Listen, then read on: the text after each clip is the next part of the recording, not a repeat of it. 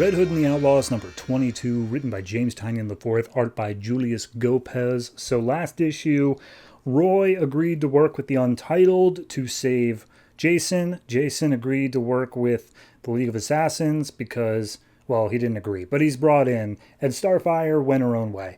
So this issue picks up with Roy, who's just messing with a whole bunch of technology for the Untitled, and they seem to be looking on very eagerly. We will get back to them. But then we go to Jason and the League of Assassins, and if you remember last issue, Jason was supposed to lead. Bronze Tiger's like, hey, lead us. That's totally your job now. And Jason's like, I don't want to do that, I don't think. I don't know. It's kind of a weird time in my life. And he basically lays out like, yeah, no, but like, I don't know anything about what's going on, and I don't see why leading an army of killers is going to get me on the righteous path. And Bronze Tiger's like, okay, let me show you what's going on out there. Then we cut over to Starfire, who's in the South Pacific. She's built a machine that is able to just pull essence to her. She's just here. And Essence is like, don't do that. I don't like that. And so she starts blasting at Starfire, and Starfire's like, blasted me? How dare you? I just wanted to talk, but I'll blast you back. And so they start fighting for absolutely no reason.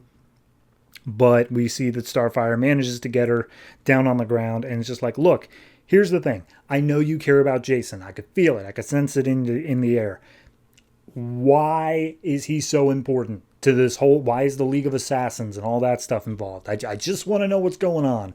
And then she reveals like Roy is working with the Untitled, and Essence is like, I told you not to do that. And she's like, that's why I didn't do that. But he's just got his own thing because you're not telling us anything. So at that point, Essence says like, okay, yes, that's very bad. They could take over the world because of Roy. So let me walk you through it. But first we go back to the League of Assassins, and we see Bronze Tiger walking Jason down the Market of Death, which is just a normal market that sells deadly things. And he's like, oh, geez, no, this is awful. We see Cheshire coming out of a tent after apparently having killed 3 men, possibly after having sex with them. It's implied, but not very strongly. And she's still wearing the trucker cap that she stole from Roy during, I think that was the annual. So she's apparently terrifying in her own right. And then we see Shiva is lambasting all of these man-bats who are being used for the League of Assassins. And she throws some shurikens and just kills them all. And they're like, Shiva, we're actually running low on man-bats because you keep on killing them for making minor mistakes. She's like, good. They sucked anyway. So at that point, it's revealed that one of them, Rictus, is keeping the defense secure for the entire like town or whatnot, but they need special security on this fountain of Ra's al Ghul in the middle, and that's because it's super duper special, but they are not revealing exactly how it's special. But Jason asks, and he's like, all right, I'll tell you how. But first, we have Rictus saying, don't worry, they won't even get inside. It would take a blast of 400 terawatts to even break through the walls.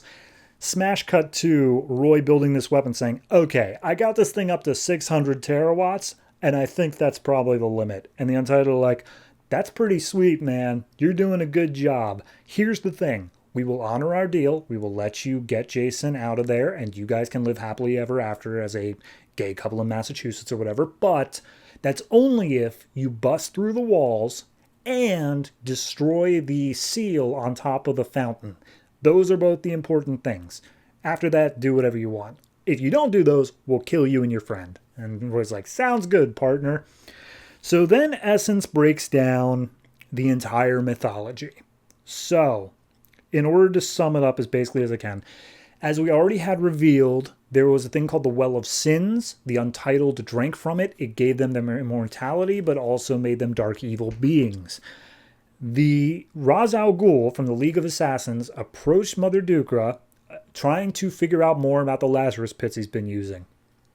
Dukra said sure. He weaseled his way in. They discovered that the Well of Sins is basically the first Lazarus pit, but it's super duper evil and is never to be used. And Roz said, I am going to make a deal with you. The All Cast and the League of Assassins will be partners, buddies, will be in league with each other. I will guard the fountain with my assassins. I will make sure nothing bad ever comes to it, and therefore you and I will be all cool. Sound good? And said, yeah, sure. But because the Untitled killed Mother Dukra, now the League of Assassins like, well, they're tipping the balance. They're going to be coming after it. We have to be on high alert. And so the only way to defeat the Untitled is to go after the Well of Sins. That's the reason the Untitled are going after it in the first place, in order to make sure that nothing ever happens to it. But, it's going to have its own thing. So anyway, Essence says like, yeah, no, I kept my powers, blah, blah, blah. It doesn't really matter.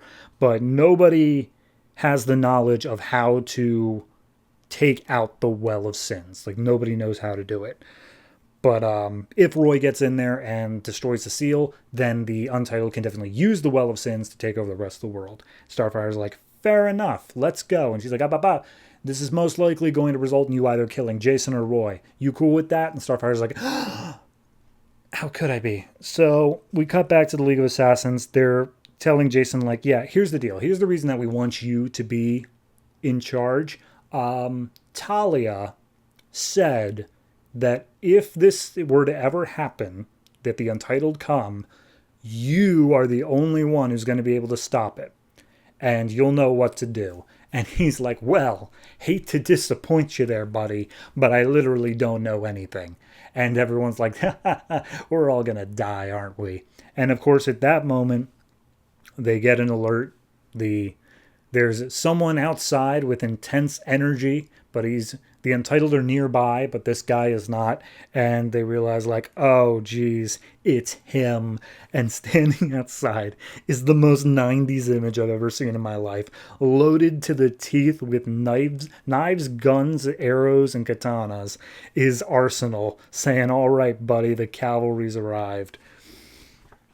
Oh, it's so dumb. I like it. I think this was, the explanation issue.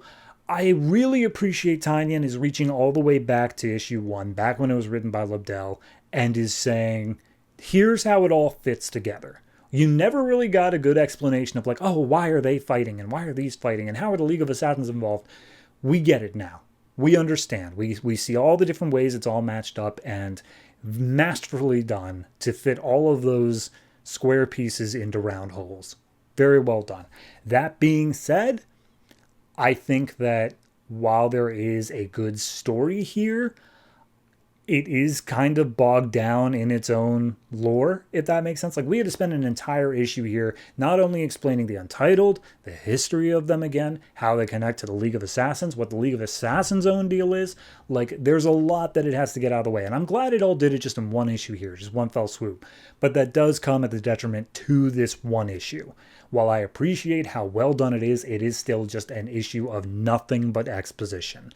So I'm going to deduct a point or two for that, but regardless, it is a good story being told overall. So I'll give this one a 6.5 in the general sense, but I am looking forward to that insane, what should be a poster of the 90s that is Arsenal breaking into the city.